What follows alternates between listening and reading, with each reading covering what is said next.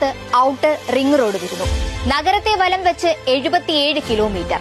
തലസ്ഥാനത്തിന്റെ വികസന കുതിപ്പിന് വേഗം പകരാനുള്ള വിഴിഞ്ഞം നാവായിക്കുളം ഔട്ടർ റിംഗ് റോഡിന്റെ പ്രാരംഭഘട്ട പ്രവർത്തനങ്ങൾ അടുത്ത മാസം മുതൽ ആരംഭിക്കും. പുതിയ സാമ്പത്തിക വർഷം മുതൽ പദ്ധതിയുമായി മുന്നോട്ടു പോകാനാണ് സർക്കാരിന്റെ തീരുമാനം.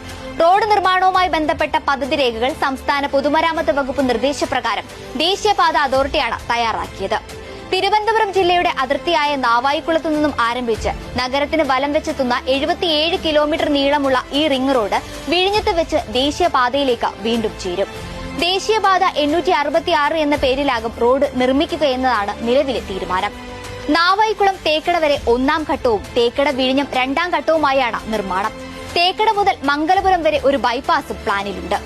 ഔട്ടർ റിംഗ് റോഡിന് വശത്തായി NH-ലേക്ക് കൂടി കടന്നെത്താൻ കഴിയുന്ന തരത്തിൽ ഒരു വ്യവസായ കോറിഡോറാണ് സർക്കാർ പദ്ധതിയിടുന്നത്.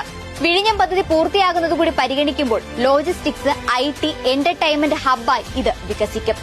മംഗലപുരത്തിന് വടക്കായി 60 ഏക്കറിൽ ലോജിസ്റ്റിക്സ് ഹബ്ബ്, ആണ്ടൂർ കോണത്ത് 48 ഏക്കറിൽ എക്കണോമിക് സോൺ, പന്തലക്കോടിൽ 80 ഏക്കറിൽ കൊമേഴ്ഷ്യൽ സോൺ എന്നിവയുമുണ്ടാകും.